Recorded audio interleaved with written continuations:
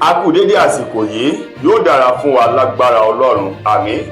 Ìròyìn fẹ́lifẹ́li náà ló ń dé sí ojú amóhùnmáwòrán yín láti iléeṣẹ́ wa ìròyìn fẹ́lifẹ́li online tv. Fúnmi Adénúgà ni oníròyìn. Kó tó di pé ẹgbẹ́ ẹ̀kúnrẹ́rẹ́ ìròyìn ọ̀hún, ẹ jẹ́ ká dé òkè lọ́hùn náà, à ń padà bọ̀ wá.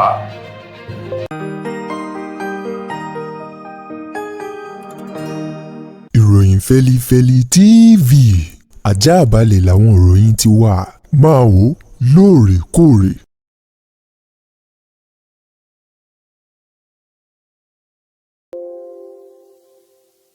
Ẹ káàbọ̀ padà, ìròyìn rèé lẹ́kùnrẹ́rẹ́.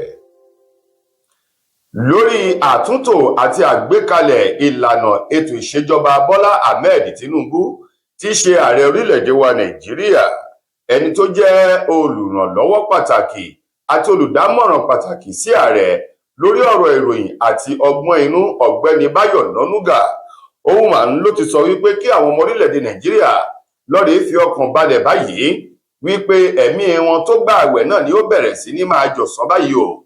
Ó lẹ́ni tó bá ti jọ̀ wọ́n dandan ni kó ń tọ̀hún kí ó jẹ ọ̀pọ̀ yanturu. Ó ní kò pẹ́ yìí àwọn ọmọ orílẹ̀-èdè Nàìjíríà wọn yóò bẹ̀rẹ̀ sí ní máa rí ọ̀pọ̀ oúnjẹ àti ọ̀pọ̀lọpọ̀ nǹkan èlò ní owó tí ò gani lára àti bó ṣe pọ̀ yanturu eléyìí tí ó máa wà ní àrọ́wọ́tó wọn jákèjádò ní orílẹ̀-èdè Nàìjíríà gbogbo. Báyọ̀ Ọ̀nànúgà tó sọ ọ̀rọ̀ náà lọ́jọ́ àìkú Sunday tí í ṣe ọjọ́ kìíní nínú oṣù kẹfà ọdún tá a wà nínú rẹ̀ yìí ní ìpínlẹ̀ Èkó. Ó ní ìlànà ètò ìṣèjọba Bọ́lá Tinubu àti ìrètí ọ̀tun yóò ti bẹ̀rẹ̀ sí ní so èso rere o. Ó lóun fi dá àwọn ọmọ orílẹ̀-èdè Nàìjíríà lójú wípé gbogbo ohun tó wọ́n ni ó bẹ̀rẹ̀ sí ní máa wà ní ọ̀pọ̀ yanturu pẹ̀lú owó tí ò gani lára, ohun jíjẹ, mímu, ohun èlò àti gbogbo ọ̀nà pátá o ní ọ̀nà yóò bẹ̀rẹ̀ sí ní máa tu àwọn ọmọ orílẹ̀-èdè Nàìjíríà lára báyìí, nítorí wípé gbogbo iṣẹ́ tí ààrẹ Tinubu ti ń ṣe láti bí ọdún méjì èsì rẹ̀ ó ti bẹ̀rẹ̀ sí ní so èso rere.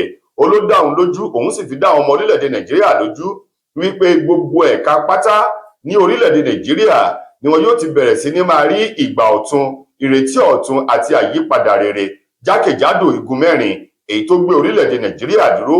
Gẹ́gẹ́ bí Ọ̀nànúgà bó ti sọ̀rọ̀ náà ní ìpínlẹ̀ Èkó pẹ̀lú ìdánilójú tó ń fi ire hàn sí àwọn ọmọ Nàìjíríà lórí iṣẹ́ takuntakun ètí ààrẹ Tinubu tó ti ṣe àtẹlé tó sì ń ṣe lọ́wọ́. Ẹ̀wẹ̀, ẹgbẹ́ òṣèlú APC àwọn ni wọ́n ti fi èsì ọ̀rọ̀ kan padà sí ẹni tó ti fìgbà kan jẹ́ alákòóso fún ọ̀rọ̀ ọ̀dọ́, eré ìdárayá àti ìdàgbàsókè ní orílẹ̀-èdè wa Nàìjíríà tẹ́lẹ̀ rí, ọ̀gbẹ́ni Solomon Lalong, gẹ́gẹ́ bí ọ̀rọ̀ kan èyí tí Solomon Lalong tó sọ ọ́. Solomon Lalong ní ètò ìṣèjọba Bọ́lá Tinubu kú fún ọ̀pọ̀lọpọ̀ ẹ̀gbin àti àwọn kàbá eléyìí tó kó tira tí wọ́n jọ ń darí orílẹ̀-èdè Nàìjíríà ṣùgbọ́n tí wọ́n ń fi ẹ̀kọ́ tanná o fún àwọn ọmọ ilẹ̀ yìí. Gẹ́gẹ́ bí Solomon Lalong bó ti sọ̀rọ̀ náà, ó ní ó dá òun lójú wípé àwọn kàbá eléyìí tó ń bẹ nínú ètò ìṣèjọba Tinubu tó ń fi ọwọ́ pa wọ́n lórí tí wọ́n sì jọ ń ṣe ìdarí orílẹ̀-èdè yìí, wọn ò ní fún láàyè láti lè jẹ́ kó ṣe ohun tó tọ́ àtòhun tó yẹ. Ọ̀rọ̀ tó ti ẹnu Solomon Lalong jáde rèé kó tó di wípé ẹgbẹ́ òṣèlú APC látọwọ́ akọ̀wé àgbà ẹgbẹ́ òṣèlú náà ọ̀gbẹ́ni Ajíbọ́lá Bashiru eléyìí tó fi èsì ọ̀rọ̀ padà lórúkọ ẹgbẹ́ òṣèlú APC sọ wípé ọ̀rọ̀ bótobòto àti ìsọkísọ aláìní ọgbọ́n tó ń ti làákàyè òun ló ti ẹnu Solomon Lalong jáde yìí. Ìpérúfẹ́ ọ̀rọ̀ tó tẹnu rẹ̀ jáde, ọ̀rọ̀ tó lè dá wàhálà ogun sílẹ̀ ní orílẹ̀-èdè ni.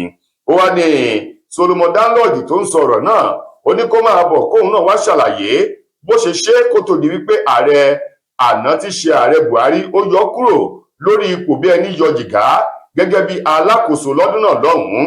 Wọ́n ní ṣèbí nítorí àìṣedédé rẹ̀ àti ìkùnà láti ṣe ohun tó tọ́ gẹ́gẹ́ bí alákòóso ni wọ́n ṣe yọ kúrò lórí ipò nítorí ọ̀rọ̀ àti ìwà tó ń hù náà eléyìí tí ó bá ìgbà mu.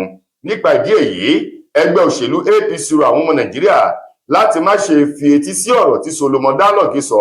Bákan náà kí Solomon Lalong náà wọ́n ti fún ní ìkìlọ̀ wípé kó ṣe wé agbẹjọ́mọ́wọ́ o, kó mú aṣọ àǹkàrá tàbí aṣọ olówùú kó fi jó ẹnu rẹ̀ tó ń ti òbí gbígbóná kó má sọ̀rọ̀ ogun tó lè dá wàhálà lẹ̀ ní orílẹ̀-èdè Nàìjíríà. pẹ̀lú bí ọdún iléyá bó ṣe ń súnmọ́ wa tá à ń súnmọ́ lọ́wọ́ báyìí, èyí tí gbogbo àwọn ọmọ múmìnì àti múmìnà òdòdó tí oníkálukú wọn ti ń palẹ̀mọ́ fún pọ̀pọ̀ ṣìnṣìn ọdún iléyá o, ìjọba àpapọ̀ orílẹ̀-èdè wa Nàìjíríà àwọn ni wọ́n ti kéde ọjọ́ kẹfà nínú oṣù kẹfà àti ọjọ́ kẹsàn-án oṣù kẹfà ọdún tá a wà nínú rẹ̀ yìí, èyí tí í ṣe ọjọ́ Jímọ̀ àti ọjọ́ Ajé Monday gẹ́gẹ́ bí ìsinmi lẹ́nu iṣẹ́ o. Ẹni tó jẹ́ alákòóso fún ọ̀rọ̀ ọgbọ́n inú ní orílẹ̀-èdè wa Nàìjíríà, eyín ọ̀mọ̀wé Olúbùnmi Túnjí Òjó, òun ló fi ọ̀rọ̀ náà léde lọ́jọ́ Ajé ọ̀sẹ̀ tá a wà nínú rẹ̀ yìí nílùú Àbújá ní ìgbà tó ń kéde wípé ìjọba àpapọ̀ ilẹ̀ yìí ti ya ọjọ́ Jímọ̀ tí ṣe ọjọ́ kẹfà àti ọjọ́ Ajé Monday tí ṣe ọjọ́ kẹsàn-án oṣù kẹfà ọdún yìí sọ́tọ̀ gẹ́gẹ́ bí ìsinmi lẹ́nu iṣẹ́ ọba fún gbogbo àwọn múmìnì àti múmìnà òdodo láti lè darapọ̀ mọ́ àwọn mọ̀lẹ́bí wọn fún àjọyọ̀ ọdún iléyá. Níbẹ̀ ni Olúbùnmi Túnjí Òjó ti wá rọ gbogbo àwọn múmìnì àti múmìnà òdodo láti dákun dábọ̀ kí wọ́n wo ìwà rere, sùúrù àti òtítọ́ inú èyí tó ń bẹ nínú ọdún iléyá o látara ànábì wa Ibrahim, eléyìí tó kọ́kọ́ fi irúfẹ́ ìṣẹ̀lẹ̀ ilé ọdún iléyá pípa ẹran ọdún lélẹ̀ lọ́dún náà lọ́hùn-ún kí wọ́n wò ó káwọn náà sì fi hùwà hù. Ó wá rọ̀ wọ́n láti dákun dábọ̀ kí wọ́n fi ọwọ́ sowọ́pọ̀ pẹ̀lú ètò ìṣèjọba Bọ́lá Tinubu kí wọ́n ṣùgbà rẹ̀ nínú ọkàn, nínú ara àti nínú àdúrà. Ó wá ní òun kí gbogbo múmìnì àti múmìnà òdodo lẹ́ẹ̀kan sí i.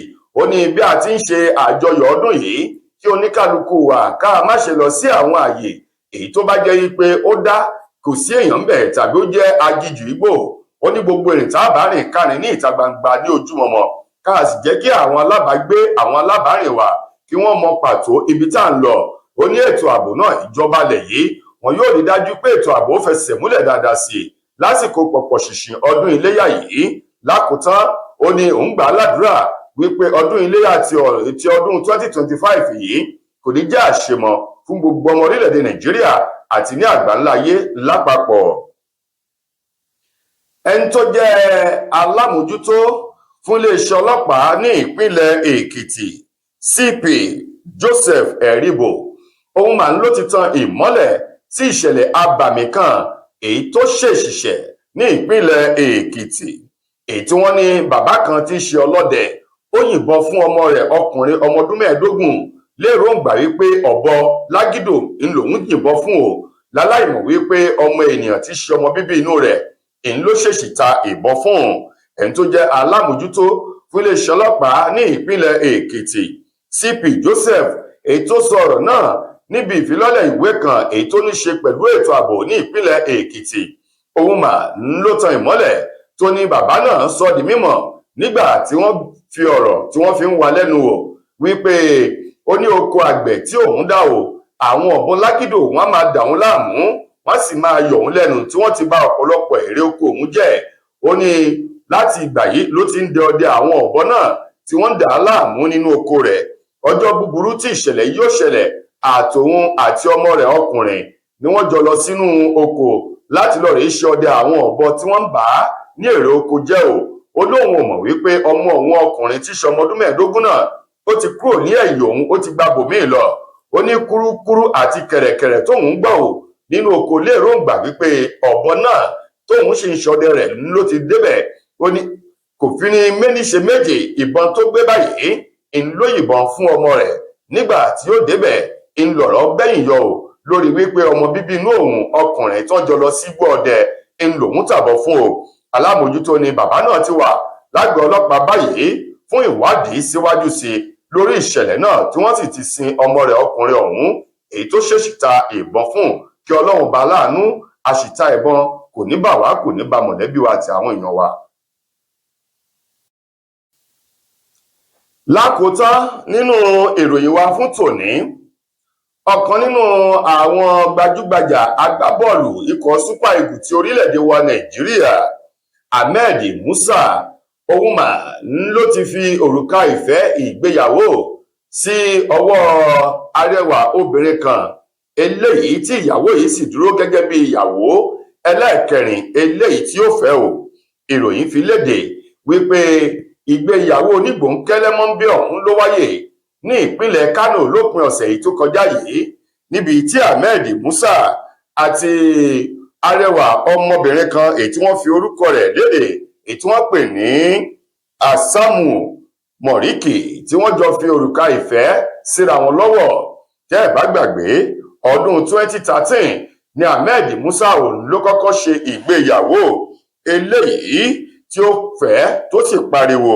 Ìgbéyàwó ọ̀hún tó fẹ́ Jamila lẹ́yìn ọdún 4 èyí tó ń pẹ̀lú Jamila tí wọ́n fẹ́ra wọn tí wọ́n sì ti bímọ 2 fún ara wọn ní ìgbéyàwó ọ̀hún túká kó tó di pé Ahmed Musa ó tẹ̀síwájú láti lọ rè fẹ́ Juliet náà lẹ́yìn ọdún bíi 2 ìgbéyàwó láàrin òun pẹ̀lú Juliet ìlú ló túká kó tó di pé náwó gan ìyàwó kẹta èyí tí wọ́n tún jà lájà túká o. Eléyìí ti ṣẹlẹ̀ kẹrin ìlú ló ṣẹ̀fẹ́ lópin ọ̀sẹ̀ tó kọjá ní ìpínlẹ̀ Kánò, èyí tó sì sọ wípé inú òun dùn láti rírú arẹwà ọmọbìnrin ẹlẹ́yinjú ẹgẹ́ eléyìí tóun ṣẹ̀fẹ́ yìí. Wọ́n wá gbà á ládùúrà wípé kí Ọlọ́run kó ṣe wọ́n ní ọ̀rẹ́ ara wọn títí dọjọ́ alẹ́ o. Ahmed Musa tó jẹ́ agbábọ́ọ̀lù ti Super Eagles orílẹ̀-èdè wa Nàìjíríà òun ló ṣe ìgbéyàwó náà ní ìpínlẹ̀ Kánò lópin ọ̀sẹ̀ èyí tó kọjá yìí pẹ̀lú ọ̀dọ́mọdébìnrin arẹwà Mọ̀ríkì. Tó ẹ̀yin èèyàn wa, ìròyìn wa kò ní jù báyìí lọ fún tòní. Títí dìgbà míì tẹ́ máa láǹfààní láti gbọ́ tòrò ìmíì nílé iṣẹ́ wa. Mo gbà á ládùúrà wípé wàhálà ìdààmú ò ní kàn wá. Fúnmi Adénúgà lẹni tó mú ìròyìn wá sí ojú amóhùnmáwòrán yín. Ẹ ṣeun fún ìfẹ́ tẹ́ ẹ ní sí wa. Ire o.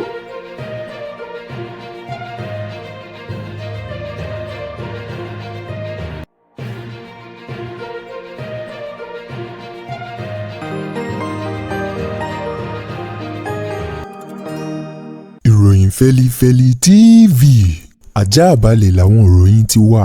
Máa wò lóòrèkóòrè.